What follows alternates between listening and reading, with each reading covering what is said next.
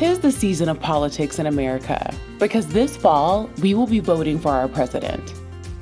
I hear responses from many who are stressed about what they are going to do during this political cycle. I often get questions such as, how am I going to manage my relationships and avoid landmines?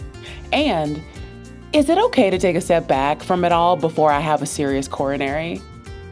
Well, today I am going to offer you some help with your political anxiety. Welcome back to Savvy Psychologist. I'm your host, Dr. Monica Johnson. Every week on this show, I'll help you face life's challenges with evidence-based approaches, a sympathetic ear, and zero judgment. Political anxiety refers to a type of anxiety that arises from concerns and stress related to political events, issues, or developments. It is not in the DSM-5, but politics are definitely one of the reasons that an individual can have anxiety. It can manifest in various ways, and its symptoms can vary from person to person. Some common symptoms of political anxiety that I hear about include increased worry.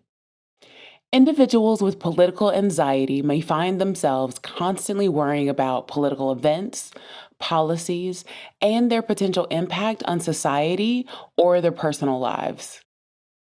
Feelings of helplessness. They may feel powerless or helpless in the face of political issues, believing that they have little control over the outcomes of political decisions. Fear and uncertainty. Political anxiety often includes feelings of fear and uncertainty about the future. Concerns about the direction of the country or the world can lead to heightened anxiety. Physical symptoms. Like other forms of anxiety, political anxiety can manifest with physical symptoms such as tension, headaches, stomach aches, muscle tension, or difficulty sleeping. Irritability. People with political anxiety may become more irritable or easily agitated when discussing politics or when exposed to political content that conflicts with their views. Avoidance. Some individuals with political anxiety may avoid engaging in political discussions, watching the news, or participating in activism because they fear it will exacerbate their anxiety. Social isolation. Political anxiety can lead to social withdrawal, as people may avoid friends or family members who have differing political views to prevent conflict. Obsessive consumption of news. While some may avoid news, others may obsessively consume political news, which can lead to increased anxiety due to the constant exposure to distressing information. Catastrophizing.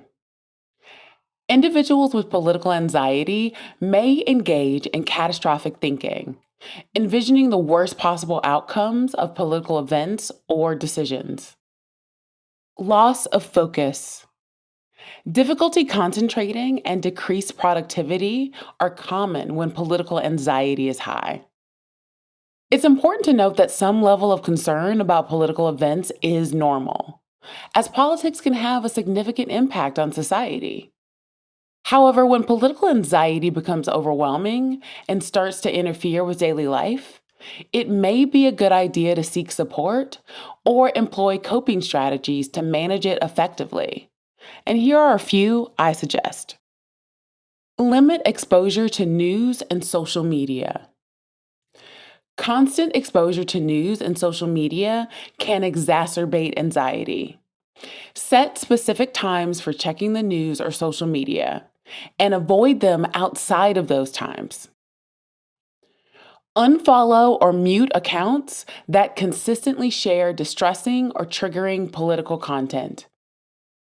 Stay informed, but choose reliable sources.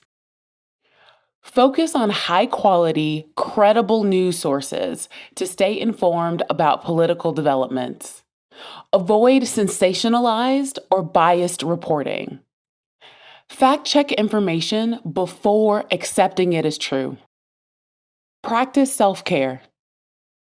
Engage in self-care activities that help you relax and reduce stress, such as meditation, deep breathing exercises, yoga, or regular exercise.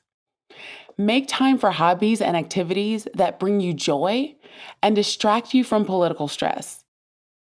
Set boundaries in conversations. If political discussions with friends and family tend to escalate, set boundaries and establish ground rules for these conversations. Consider limiting discussions or taking breaks from certain topics when they become too overwhelming. Engage in positive actions. Channel your anxiety into positive actions, such as volunteering for a cause you care about, participating in activism, or supporting a political candidate you believe in.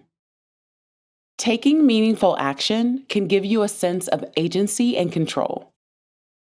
Connect with supportive communities.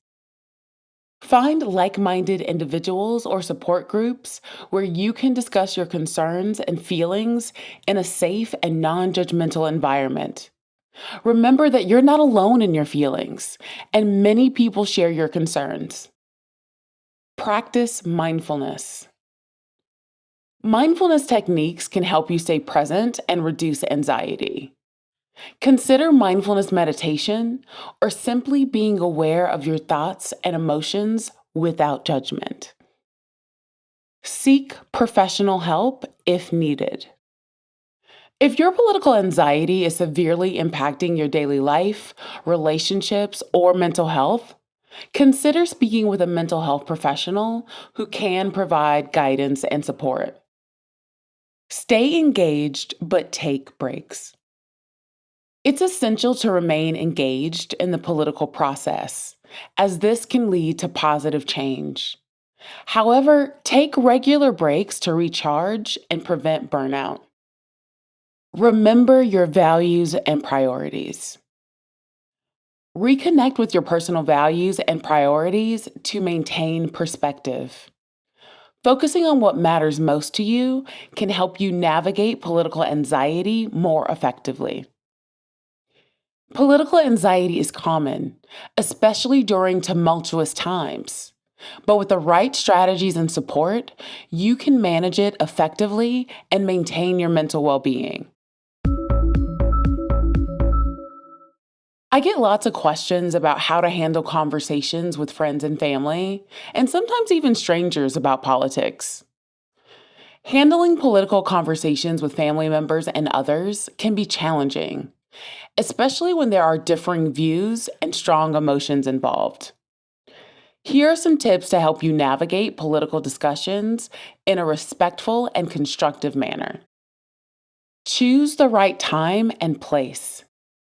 Select a suitable time and place for the conversation, ideally when everyone is calm and not rushed. Avoid bringing up political topics during family events or gatherings where tensions may run high. Stay calm and respectful. Keep your emotions in check, even if the discussion becomes heated. Show respect for each person's perspective, even if you disagree strongly. They have a right to their opinion, the same as you have a right to yours, even if you fundamentally disagree.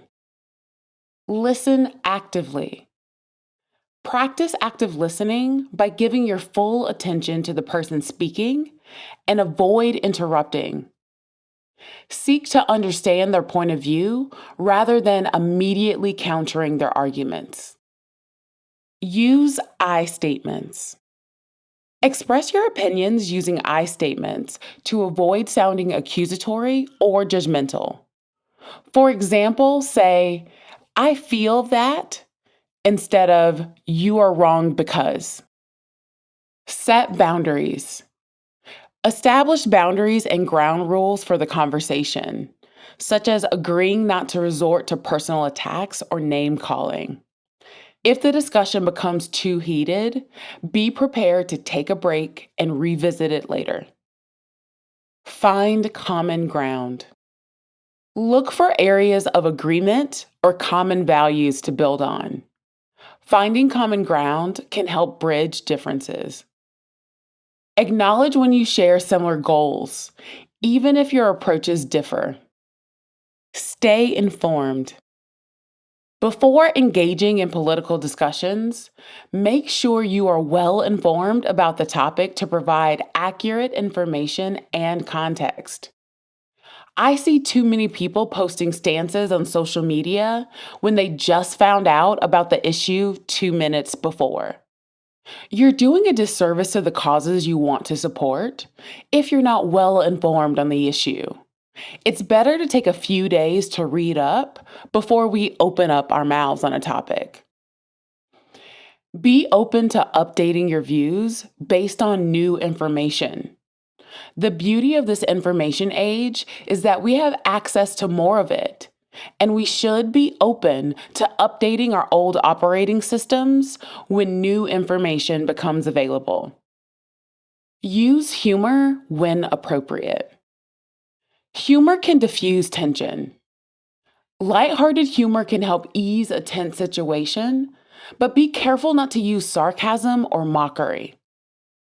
Agree to disagree. Sometimes it's best to accept that you won't change each other's mind. Agreeing to disagree is a valid outcome of a political conversation. I find that it often leads to less polarization as well. I don't have to write off an entire human because we disagree on a local tax issue. Focus on relationships. Remember that personal relationships are important. Don't let political differences damage your overall relationship with your family members or friends if the person matters to you more than the political issue you're debating. You can find ways to agree to disagree, as I said earlier. Find opportunities to engage in non-political activities or conversations that strengthen your bond. Know when to walk away. If a political conversation becomes unproductive, it's okay to disengage politely. You can say something like, "I appreciate your perspective, but I don't think we're making progress in this conversation. Let's talk about something else." Follow up. If a conversation leaves you feeling frustrated or misunderstood, consider following up later with a well thought out message or email to clarify your position or express your feelings. Remember that political discussions within families or other types of personal relationships can be emotionally charged, and it's essential to prioritize maintaining healthy relationships. Sometimes it's best to agree to disagree and focus on the love and connection you share as a family. Who knows? Maybe this kinder approach may lead to some movement in your direction as time passes. Have you been stressed about politics? You can contact me via Instagram at KindMindPsych or via my email at psychologist@quickanddirtytips.com. The Savvy Psychologist is a Quick and Dirty Tips podcast. It's audio engineered by Steve Rickyberg, with script editing by Brandon Getchis. Our podcast and advertising operations specialist is Morgan Christensen.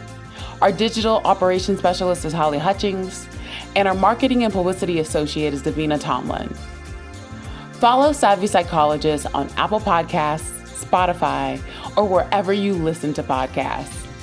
That's all for this episode of Savvy Psychologist. Thanks for listening, and I'll see you next week.